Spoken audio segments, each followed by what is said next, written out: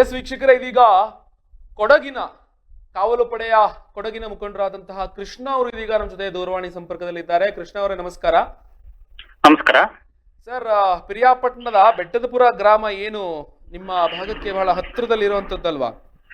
ಹೌದೌದು. ಎಸ್, ಸ್ವಾಮಿಗೌಡ ಎಂಬ ವ್ಯಕ್ತಿ ಕಳೆದ 15 ವರ್ಷದಿಂದ ಒಂದು ಚಿಕ್ಕ ಜ್ವರ ಬಂದಂತದ್ದು ಆ ವ್ಯಕ್ತಿಗೆ 2 ಕಾಲ್ಗಳನ್ನೇ ಕಳ್ಕೊಂಡ್ಬಿಟ್ಟಿದ್ದಾರೆ. ಸಂಪೂರ್ಣವಾಗಿ 15 ವರ್ಷಗಳಿಂದ ಕಾಲಿಲ್ಲ ಆ ವ್ಯಕ್ತಿಗೆ.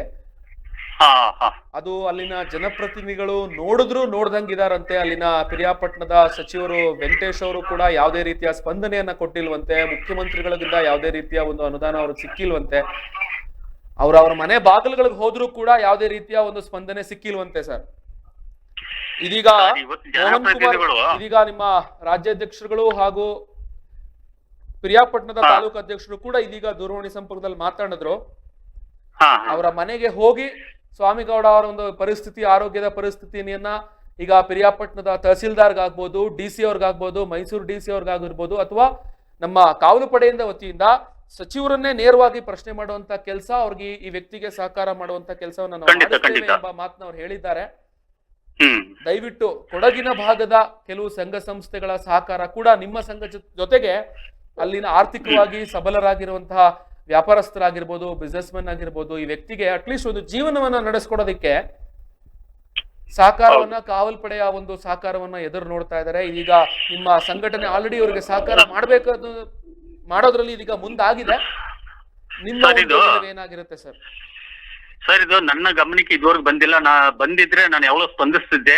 ಮತ್ತೆ ಇನ್ನೊಂದಂದ್ರೆ ನಮ್ದು ಕೆಲವೊಂದು ಹಲವು ಗ್ರೂಪ್ಗಳಿದೆ. ಆ ಗ್ರೂಪ್ಗಳಲ್ಲಿ ನಾವು ಹಾಕ್ತಿವಿ. ಅದನ್ನ ಗ್ರೂಪ್ ಹಾಕಿದ್ರೆ ಅಲ್ಲಿ ಇರುವಂತ ನಾಯಕರುಗಳು ಮತ್ತೆ ಸಾಕಷ್ಟು ದಾನಿಗಳು ಅವ್ರ ಸ್ಪಂದಿಸ್ತಾರೆ.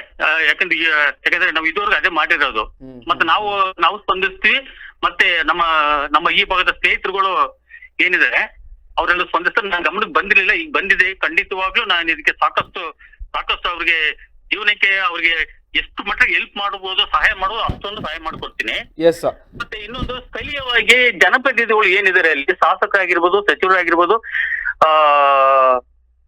ಸ್ಥಳೀಯ ಮುಖಂಡರಾಗಿರ್ಬೋದು, ಮತ್ತೆ ಇನ್ನೊಂದು ಎಲ್ಲ ಒಂದು ಗ್ರಾಮದಲ್ಲಿ ಆಯಾ ಪಕ್ಷದ ಮುಖಂಡರುಗಳು ಇರ್ತಾರೆ. ಆಯಾ ಪಕ್ಷದ ಮುಖಂಡರುಗಳ ಮಾತನ್ನ ಅಲ್ಲಿನ ಶಾಸಕರು, ಸಚಿವರು ಅವ್ರ ಮಾತನ್ನ ಕೇಳ್ತಾರೆ. ಅವ್ರ ಗಮನಕ್ಕೆ ತರಬೇಕಾದ ಒಂದು ಕೆಲಸ ಮಾಡ್ಬೇಕಾದ್ದು ಅಲ್ಲಿ ಸ್ಥಳೀಯ ಮುಖಂಡರು ಮಾಡ್ಬೇಕಾಗಿತ್ತು. ಕರೆಕ್ಟ್. ಸ್ಥಳೀಯ ಮುಖಂಡರು, ಯಾಕಂದ್ರೆ ಸಚಿವರೇ ಶಾಸಕರೇ ಬರ್ಲಿಕ್ಕೆ ಆಗಲ್ಲ. ಯಾವ ಸ್ಥಳೀಯ ಮುಖಂಡರುಗಳಾಗಿರ್ಬೋದು, ಒಬ್ಬ ಗ್ರಾಮ ಪಂಚಾಯತಿಯ ಸದಸ್ಯ ಕೂಡ ಮಾಡಿಲ್ಲ. ನಿಮ್ಮ ರಾಜ್ಯಾಧ್ಯಕ್ಷರು ಒಂದು ಮಾತು ಹೇಳಿದ್ರು ಸರ್, ಬಹುಶಃ ಈ ವ್ಯಕ್ತಿ ಕುಟುಂಬ ಒಂದು 50 ಜನ 100 ಜನ ಇದ್ದಿದ್ರೆ ಕುಟುಂಬದಲ್ಲಿ ಓಟ್ಗೋಸ್ಕರನಾದ್ರೂ ಬಂದು ಇವನಿಗೆ ಸಹಾಯ ಮಾಡಿರೋರು. ಪಾಪ ತಾಯಿ ಮಗ ಇದ್ದಾನೆ, ಇವ್ರನ್ನ ಯಾಕೆ ನೋಡ್ಬೇಕು ಅನ್ನುವಂತಹ ಒಂದು ಧೋರಣೆ ಇರ್ಬೋದು. ಆದ್ರೆ ನಮ್ಮ ಕಾವಲ್ ಪಡೆಯ ಕಾರ್ಯಕರ್ತರನ್ನ ಖಂಡಿತ ಅವ್ರ ಮನೆಗೆ ಕಳಿಸ್ಕೊಡ್ತೀನಿ. ಇದೀಗ ನಿಮ್ಮ ಪಿರಿಯಾಪಟ್ಟಣದ ಅಧ್ಯಕ್ಷರು ಕೂಡ ಮಾತನಾಡಿದ್ರು. ತಕ್ಷಣ ಅವ್ರ ಮನೆಗೆ ಹೋಗ್ತೀನಿ ಸರ್. ತಾವು ಕೂಡ ತಮ್ಮ ಕಾರ್ಯಕರ್ತರ ಜೊತೆ ದಯವಿಟ್ಟು ಸ್ವಾಮಿಗೌಡ ಅವ್ರ ಮನೆಗೆ ತೆರಳಬೇಕು. ಇಲ್ಲ, ನಾವೀಗ ನಮ್ಮ ತಂಡದ ಒಂದಿಗೆ ನಾವು ಮನೆ ಭೇಟಿ ಮಾಡ್ತೀವಿ.